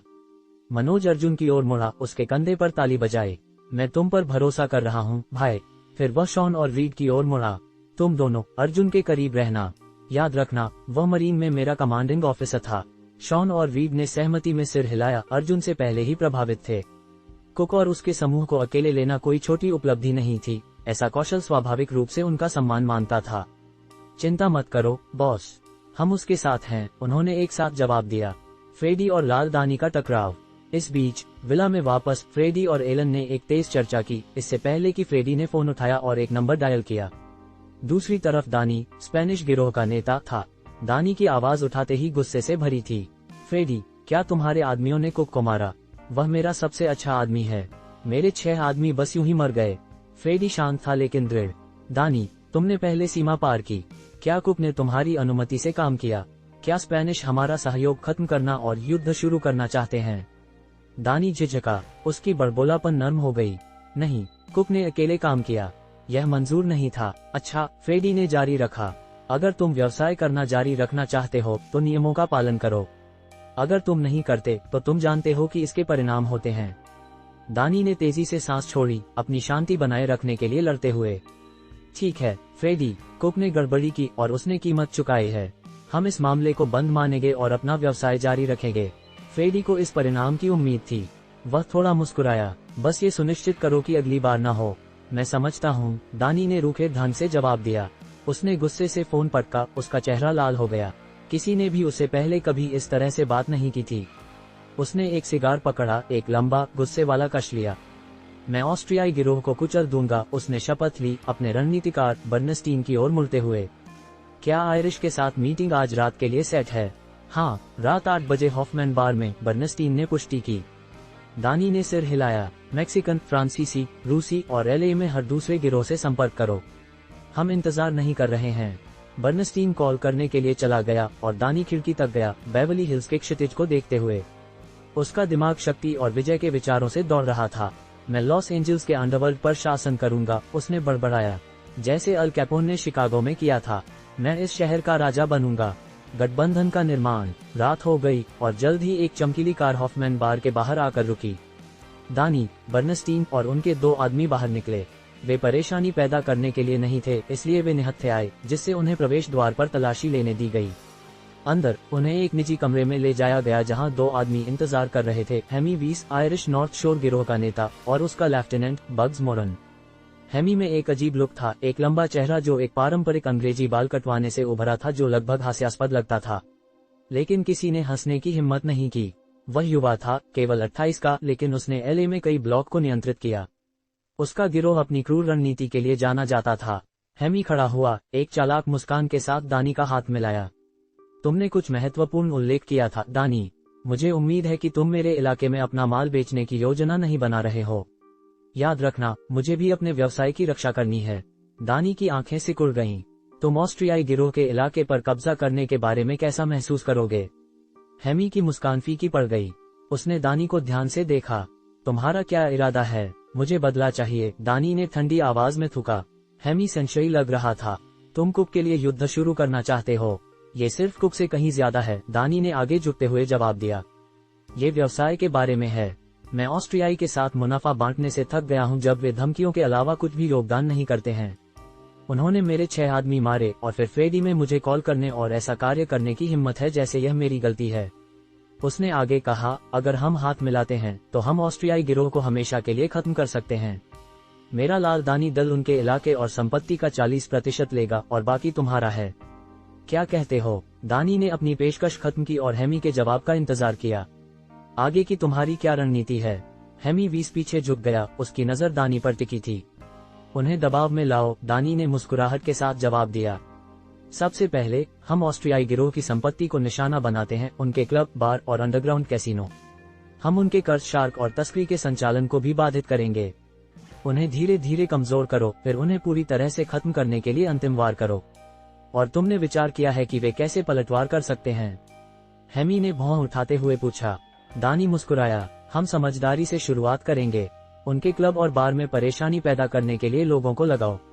हम उनकी शराब डिलीवरी को हाईजैक कर सकते हैं, उनके कैसीनो पर छापा मार सकते हैं और यहाँ तक कि उनकी तस्करी के रास्तों में हस्तक्षेप करने के लिए कस्टम का उपयोग भी कर सकते हैं।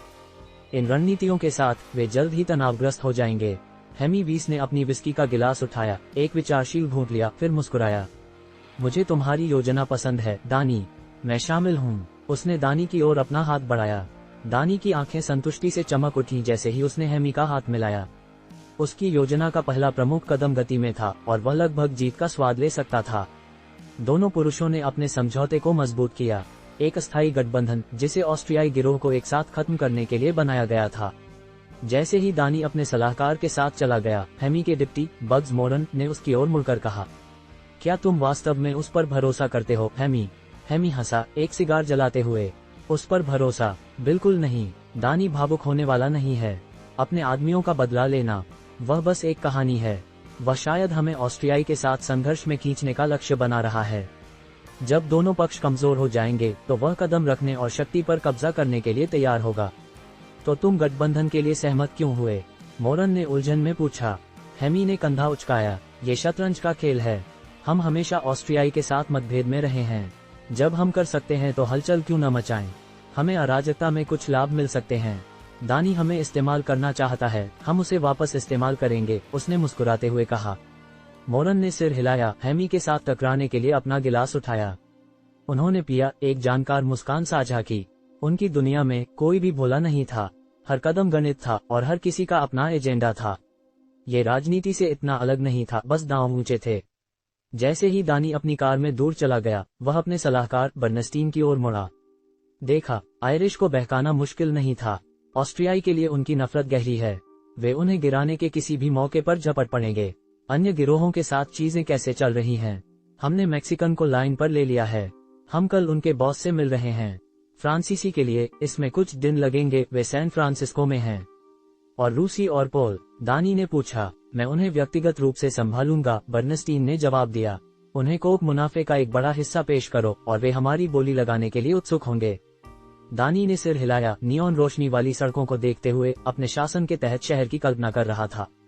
जल्द ही, उसने सोचा, जल्द ही अर्जुन का नया काम। अगले दिन अर्जुन ने अपनी नई भूमिका शुरू की। शॉन और रीड ने उसे एक ट्रक में उठाया, शहर के एक टूटे फूटे हिस्से तक गाड़ी चलाई। वे एक बड़े लोहे के गेट के पास रुके और शॉन ने हॉर्न बजाया। गेट में एक दरार खुली। शॉन ने हाथ हिलाया और गेट चौड़ा झूल गया, जिससे वे वेयरहाउस से भरे एक आंगन में गाड़ी चला सकें। जमा केंद्र स्टैश में तुम्हारा स्वागत है, शॉन ने मुस्कुराहट के साथ अर्जुन से कहा। ये वह जगह है जहां हमारी सारी शराब और सिगरेट रखी जाती है। हम अपने क्षेत्र में 7 बार और 2 क्लबों की आपूर्ति के प्रभारी हैं, उसने जारी रखा। हम हर शाम इन्वेंट्री लेते हैं, सुबह यहाँ से उठाते हैं और वितरित करते हैं। पब साप्ताहिक रूप से हमारे साथ अपने खाते का निपटान करते हैं और हम हर सोमवार को इसे श्रृंखला में ऊपर पास करते हैं। एक हट्टा कट्टा आदमी पास आया, शॉन और रीड को अभिवादन किया इससे पहले कि उसका ध्यान अर्जुन की ओर मुड़ा। यह अर्जुन वर्मा है, शॉन ने परिचय कराया। मनोज का भाई, वह अब से हमारे इलाके की देखरेख करेगा। तुमसे मिलकर अच्छा लगा अर्जुन। मैं बेंसन हूँ, सहायक वेयरहाउस मैनेजर। उन्होंने हाथ मिलाए, शिष्टाचार का आदान प्रदान किया। जैसे ही वे अंदर गए, बेंसन ने पूछा, मनोज कैसा है? वह अब स्थिर है, शॉन ने जवाब दिया। डॉक्टर का कहना है कि उसे ठीक होने में कुछ महीने लगेंगे, लेकिन वह ठीक हो जाएगा। बेंसन ने सिर हिलाया, फिर करीब झुका, उत्सुक। वैसे कोई अंदाजा है कि कुक और उसके दल को किसने खत्म किया? लोग बात कर रहे हैं। अकेले उन सभी लोगों से भिड़ने के लिए कोई सख्त रहा होगा। शॉन ने अर्जुन पर एक नजर डाली, फिर मुस्कुराया। कोई सुराग नहीं, शायद बॉस का कदम रहा होगा। फ्रेडी के जाने से पहले उसने उन्हें अर्जुन की भागीदारी को गुप्त रखने का निर्देश दिया था, मुख्य रूप से अर्जुन की सुरक्षा के लिए। अर्जुन को प्रसिद्धि की कोई इच्छा नहीं थी, जीवित रहना उसकी प्राथमिकता थी। इसलिए शॉन ने कवर स्टोरी के साथ सहयोग किया। वेयरहाउस के अंदर शॉन ने इन्वेंट्री सूची की जांच करना शुरू कर दिया। वहां विभिन्न प्रकार का सामान था, विस्की, रम, वोडका, ब्रांडी, टकीला, फलों की वाइन, मालबोरो, ऊंट, बिना ब्रांड वाली सिगरेट और विभिन्न सिगार। जैसे ही सामान ट्रक पर लोड किया गया, शॉन और रीड ने गिनती संभाली। सब कुछ लोड होने के बाद शॉन ने हस्ताक्षर करने के लिए अर्जुन को सूची सौंपी। अर्जुन ने कुल पर नजर डाली, 3000 रुपये से अधिक। 1945 में औसत मजदूर का वेतन लगभग 200 रुपये प्रति माह था। ये लोड कई लोगों के लिए 1 साल से अधिक के वेतन का प्रतिनिधित्व करता था। वह उनके क्षेत्र से सिर्फ 1 दिन की वसूली थी। जैसे ही वे वेयरहाउस से दूर चले गए, अर्जुन ने पूछा, क्या ये सब वैध हैं? बिल्कुल, शॉन ने कहा। टॉप नॉच सामान। तो हम मुनाफा कैसे कमाते हैं? अर्जुन ने जोर से सोचा। बार और क्लबों में कीमतें बढ़ाओ। शॉन हंसा। नहीं, हमारी कीमतें वास्तव में बाजार दर से कम हैं। वह कैसे लाभदायक है? तस्करी और कर चोरी, मेरे दोस्त। तंबाकू और शराब पर सरकार का कर आसमान छू रहा है, कहीं भी 40% से 80% से अधिक। अगर हम वैध होते तो हम दिवालिया हो जाते। हम घरेलू कर से बचते हैं और अपने तस्करी चैनलों के माध्यम से विदेशी माल लाते हैं। यहाँ तक कि अन्य आपूर्तिकर्ता भी हमसे खरीदते हैं। ये निषेध प्रोहिबिशन के दौरान से कम लाभदायक है, लेकिन मार्जिन अभी भी ठोस हैं, खासकर महंगे सामान पर। अर्जुन, अपराध नाटकों से परिचित और गिरोह संस्कृति का एक छात्र, अच्छी तरह जानता था कि कैसे निषेध युग ने अमेरिकी गिरोहों के उदय को बढ़ाया था, जिससे उन्हें विस्तार करने के लिए वित्तीय सहायता मिली थी। निषेध समाप्त होने के बाद भी तस्करी और कर चोरी प्रमुख राजस्व स्रोत बने रहे। क्या IRS इस पर सख्ती नहीं करता है? अर्जुन ने पूछा। वे करते हैं, लेकिन हम चीजों को गुप्त रखते हैं, और जब गर्म हो जाता है तो बॉस मामले को शांत कर देता है। वे पहले पड़ाव पर पहुंचे, बन्नी नाइट क्लब, जहां मनोज अर्जुन को उसके पहले दिन ले गया था। मैनेजर बाहर निकला, डिलीवरी स्वीकार की और कागजात पर हस्ताक्षर किए। नाइट क्लब डिलीवरी खत्म करने के बाद वे बार की ओर बढ़े। सुबह 10 बजे तक उन्होंने अपना दौरा पूरा कर लिया था, सारा सामान पहुंचा दिया था। चलो नाश्ता करते हैं, शॉन ने सुझाव दिया। अर्जुन ने सिर हिलाया। अच्छा लगता है, चलो खाते हैं। उन्होंने एक छोटी, मंद रोशनी वाले भोजनालय को ढूंढा और उबलती हुई कॉफी के साथ बर्गर ऑर्डर किए। जैसे ही शॉन ने अपने भोजन का एक निवाला लिया, उसने कहा, हम अब सांस ले सकते हैं। आमतौर पर दोपहर में 3 या 4 बजे के आसपास बार और नाइट क्लब खुलने लगते हैं। तभी हम अपना दौरा करते हैं, ये सुनिश्चित करते हैं कि सब कुछ ठीक से चल रहा है। सरल शब्दों में, ये सब स्थिति का आकलन करने के बारे में था। अगर कोई शराबी उधम मचाता है तो बस उसे बाहर फेंक दो। वह आमतौर पर सीधा होता है। हमारी मुख्य चिंता यह है कि अगर कोई प्रतिद्वंद्वी गिरोह परेशानी पैदा करने की कोशिश करता है, लेकिन ऐसा अक्सर नहीं होता है।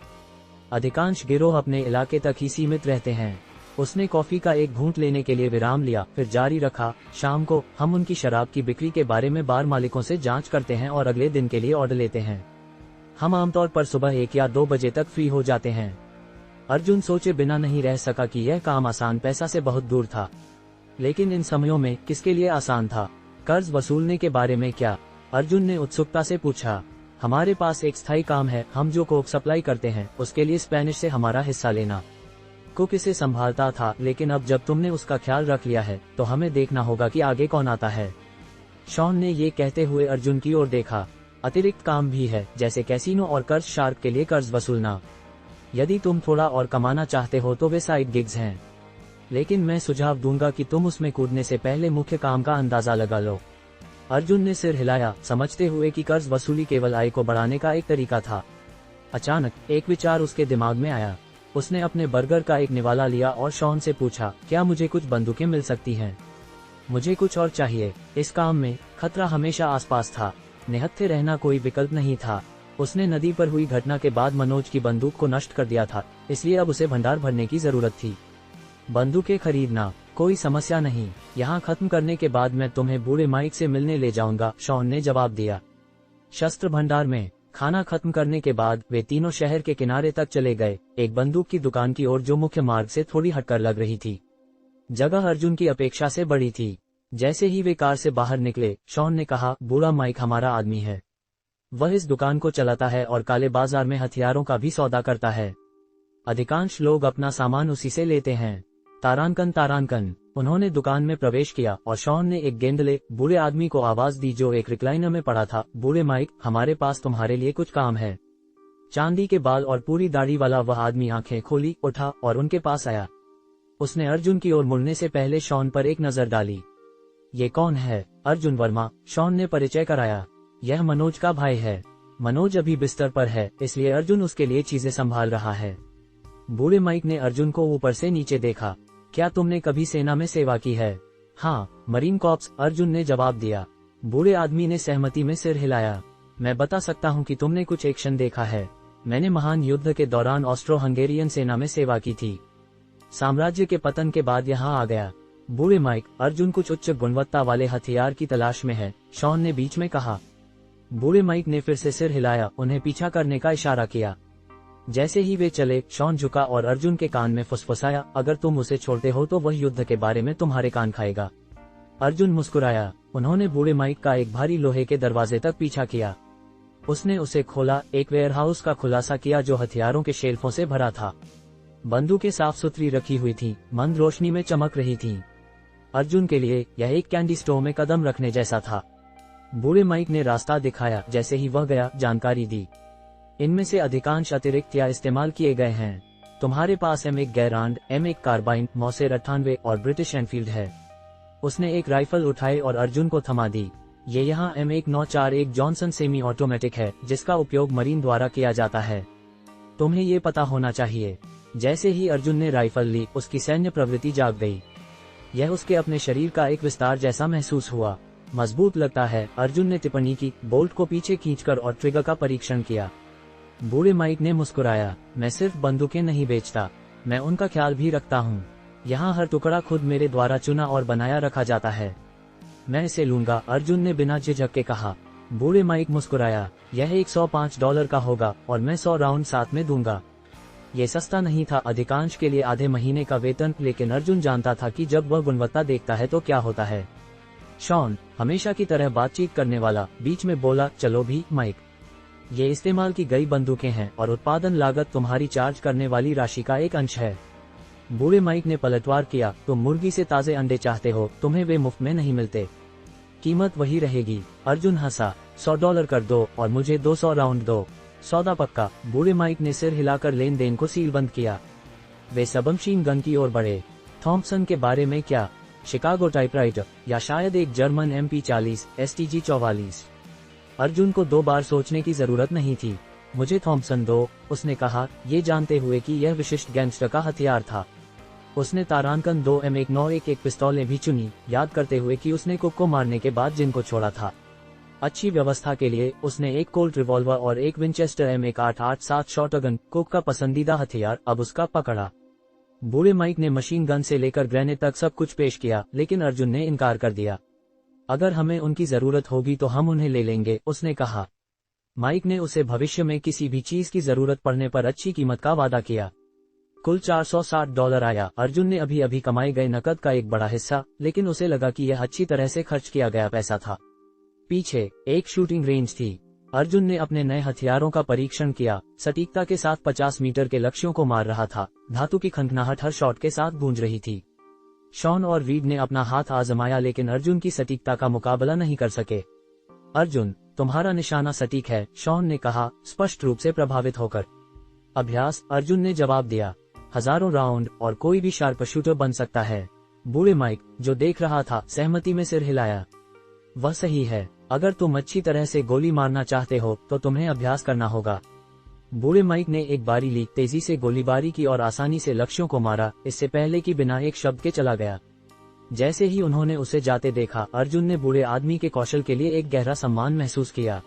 रेंज पर कुछ समय बिताने के बाद वे बूढ़े माइक की दुकान से चले गए और बन्नी नाइट क्लब में समाप्त होने से पहले कुछ बारों का दौरा किया। तब तक शाम हो चुकी थी और क्लब भरने लगा था। अर्जुन, शॉन और रीड बाउंसर के पास से अंदर चले गए, जिसने उन्हें सिर हिलाकर अभिवादन किया। चलो बैठने के लिए एक जगह ढूंढते हैं। यह आमतौर पर काफी शांत होता है, शॉन ने कहा।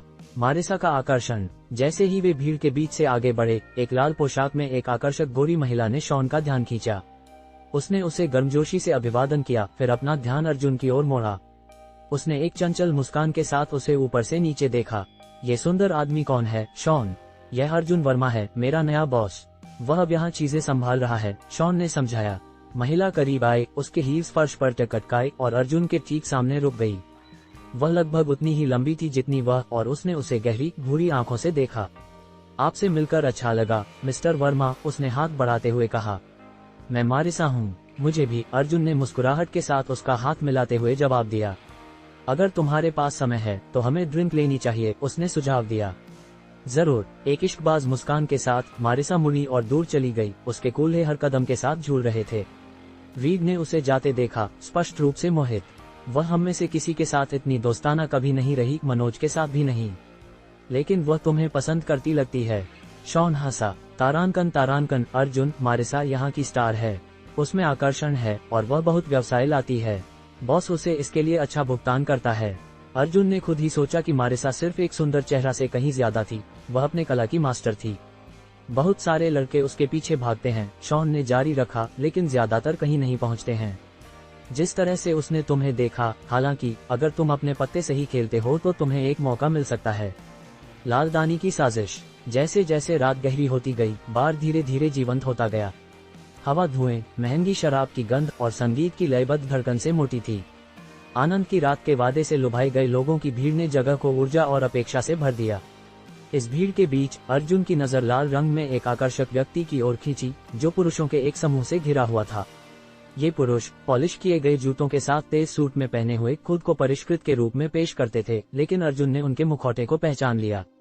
वह जानता था कि उनके इरादे सरल थे, वे सभी एक ही चीज चाहते थे, अपने सामने की आकर्षक महिला को बिस्तर पर ले जाना। मारिसा, हालांकि, उनके प्रयासों को एक अभ्यास की गई आसानी से संभालती थी। उसमें आकर्षण और निराश करने की एक अविश्वसनीय क्षमता थी, जिससे हर आदमी को महसूस होता था जैसे वही मायने रखता है। वह आखिरकार नाइट क्लब का स्टार आकर्षण थी और उसने अपनी भूमिका को पूरी तरह से निभाया। अर्जुन की आंखें खुद पर महसूस करते हुए मारिसा ने उसकी ओर देखा। उनकी आंखें एक संक्षिप्त क्षण के लिए मिलीं और उसने अपने उत्सुक प्रशंसकों की ओर अपना ध्यान वापस मोड़ने से पहले उसे एक चंचल, जानने वाली मुस्कान की पेशकश की। वह खतरनाक है, अर्जुन ने खुद ही सोचा। प्रशंसा और सावधानी का एक मिश्रण उसकी आंखों में चमक रहा था। मैक्सिकन गिरोह के साथ डील। कहीं और, शहर के दक्षिण की ओर, एक अन्य नाइट क्लब एक अलग तरह की ऊर्जा के साथ धड़क रहा था। ये क्लब बन्नी बार से पूरी तरह से अलग दुनिया थी। यहाँ संगीत ज्यादा ऊंचा था, नृत्य ज्यादा उन्मादी और हवा अतिरेक की गंध से भारी थी। मन कोनों में संरक्षक खुले नशीली दवाओं के उपयोग सहित सभी प्रकार की अवैध गतिविधियों में शामिल थे। यह एक ऐसी जगह थी जहां नियम आदेशों से अधिक सुझाव थे, बुराई का एक सच्चा अड्डा। दानी बुर्स्टीन के साथ क्लब में प्रवेश किया, उसका भाव उसके चारों ओर की अराजकता का सर्वेक्षण करते हुए घृणा से भरा था। ये जगह एक सकस है, उसने दबे स्वर में बड़बड़ाया। एक एकांत वीआईपी क्षेत्र में दानी नेमेसियो से मिला, एक कुख्यात गिरोह का नेता जिसकी प्रतिष्ठा उतनी ही क्रूर थी जितनी हिंसक। नेमेसियो अपनी 40 के दशक में था, छोटा लेकिन मजबूती से बनाया गया था, जिसमें एक कठोर अभिव्यक्ति थी जो सड़कों पर बिताए गए जीवन के बारे में बताती थी। कई लोगों के लिए स्क्विड के रूप में जाना जाता है। नेमेसियो ने पूरी आक्रामकता और चालाकी के माध्यम से एक छोटे चोर से गिरोह प्रमुख तक अपना रास्ता खोदा था। नेमेसियो ने अपने सामने मेज पर पाउडर की लाइन से एक लंबा, लिप्त घूंट लिया, दानी की ओर अपना ध्यान मोड़ने से पहले पल का आनंद लिया। तुम्हें यहाँ देखने की उम्मीद नहीं थी, दानी, उसने मुस्कुराते हुए कहा। आखिरी बार जब मैंने सुना था, तुम मेरे इलाके पर कदम रख रहे थे, मेरे कोक व्यापार को कम कर रहे थे। दानी ने एक लापरवाह मुस्कान की पेशकश की। वह छोटे समय का था, नेमेसियो। मैं एक बहुत बड़े प्रस्ताव के साथ यहाँ हूँ। रुचि है? नेमेसियो की उत्सुकता जागृत हुई। किस तरह का प्रस्ताव? दानी करीब झुका, उसकी आवाज धीमी थी। ऑस्ट्रियाई के पास सबसे अच्छा क्षेत्र है, मुख्य अचल संपत्ति, धनी ग्राहक। उन्होंने हाल ही में हमारे कुछ आदमियों को मार दिया और मैं पलटवार करने की योजना बना रहा हूँ। मैंने पहले ही आयरिश को बोर्ड पर ले लिया है और हम ऑस्ट्रियाई क्षेत्र को काटने की तलाश में हैं। तुम शामिल होना चाहते हो? तारांकन। नेमेसियो पीछे झुक गया, उसकी आंखों में एक गणित का भाव था। आयरिश इसके लिए सहमत हुए। दानी ने सिर हिलाया। वे बोर्ड पर हैं, और मेरा हिस्सा क्या है? 30%, दानी ने आसानी से जवाब दिया। नेमेसियो ने हंसते हुए कहा, बिल्कुल नहीं, मैं 60 चाहता हूँ। दानी शांत रहा। आयरिश तुमसे मजबूत है, नेमेसियो, उन्हें 40% मिलता है। सच्चाई में दानी दोनों पक्षों को खेल रहा था। उसने आयरिश को भी 60% का वादा किया था, लेकिन धोखा खेल का हिस्सा था और उसने इसे अच्छी तरह से खेला। नेमेसियो भौंहा हुआ। आयरिश, उनके पास केवल 200 आदमी हैं। अगर मुझे जरूरत पड़ी तो मैं 1000 मैक्सिकन को इकट्ठा कर सकता हूँ। दानी जानता था कि नेमेसियो की संख्या बढ़ी हुई थी, ज्यादातर छोटे अपराधियों और हताश तस्करों से बनी थी, जो आयरिश से कम संगठित या भयंकर थे। लेकिन उसने साथ खेला, विचार करने का ढोंग करते हुए। ठीक है, 60% है, लेकिन तुम्हें अपना वजन खींचना होगा। नेमेसियो मुस्कुराया, संतुष्ट। सौदा पक्का। हम कब शुरू करते हैं? जब समय सही होगा तो मैं तुम्हें बताऊंगा, दानी ने जवाब दिया। युद्ध की तैयारी। जैसे ही दानी और बुर्स्टीन नाइट क्लब से चले गए, दानी ने ठंडी रात की हवा की एक गहरी सांस ली, घृणा में अपना सिर हिलाया। कितने मूर्ख हैं, उसने बड़बड़ाया। बुर्स्टीन उसकी ओर मुड़ा। मैंने रूसी और पोल को हमारे साथ शामिल होने के लिए तैयार कर लिया है। फ्रांसीसी हिचकिचा रहे हैं, उनका नेता शहर से बाहर है। दानी मुस्कुराया। फ्रांसीसी छोटे आलू हैं, अगर वे शामिल नहीं होना चाहते हैं तो कोई नुकसान नहीं है। हमारे पास दूसरों के साथ पर्याप्त ताकत है। हम कब आगे बढ़ते हैं? बुर्स्टीन ने पूछा। अभी नहीं, दानी ने कहा। मेरे पास अभी भी कुछ सिटी काउंसिलमैन और पुलिस प्रमुख के साथ मीटिंग है। जब चीजें गर्म होंगी तो हमें उनके सहयोग की जरूरत होगी। लेकिन इस बीच चलो हलचल मचाते हैं, चीजों को दिलचस्प बनाते हैं। दैनिक व्यवसाय और चुनौतियां। अगली सुबह जल्दी अर्जुन शॉन और रीड से मिलने के लिए गाड़ी चला कर आया, एक और दिन का काम शुरू करने के लिए तैयार। वे अपने शिपमेंट लेने के लिए वेयरहाउस की ओर बढ़े, ठीक वैसे ही जैसे उन्होंने पहले दिन किया था। आज साप्ताहिक लेखांकन का दिन था। शॉन ने दिन की वसूली की गणना करने के बाद अर्जुन ने आंकड़ों की पुनः जांच की ताकि यह सुनिश्चित हो सके कि सब कुछ सटीक था। पता नहीं था कि तुम संख्याओं में अच्छे हो, अर्जुन, शॉन ने हैरान होकर टिप्पणी की।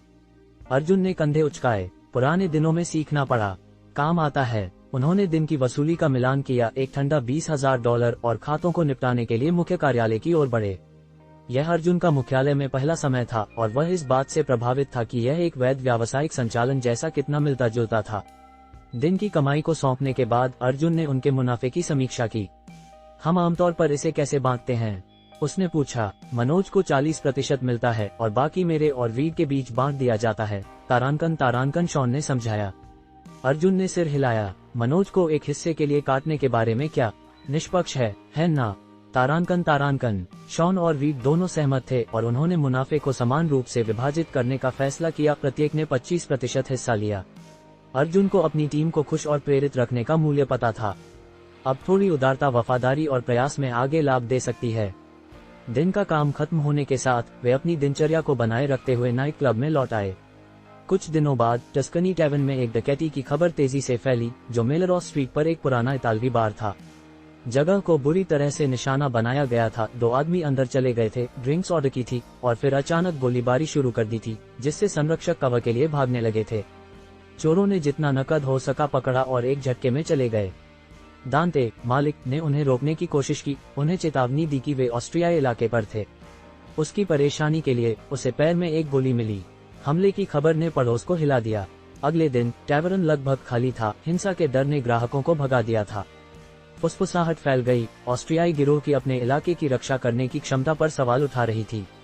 जैसे ही अर्जुन और शॉन एक अन्य बार में आपूर्ति पहुंचा रहे थे, मालिकों में से एक ने अर्जुन को एक तरफ खींचा। तुम ऑस्ट्रियाई के साथ हो, है ना? क्या तुम लोग हमें सुरक्षित रखोगे? अर्जुन ने सिर हिलाया। आदमी को एक आश्वासन भरी मुस्कान दी। हमने इसे नियंत्रण में कर लिया है, चिंता मत करो। लेकिन अंदर वह जानता था कि स्थिति दिन ब दिन अधिक खतरनाक होती जा रही थी।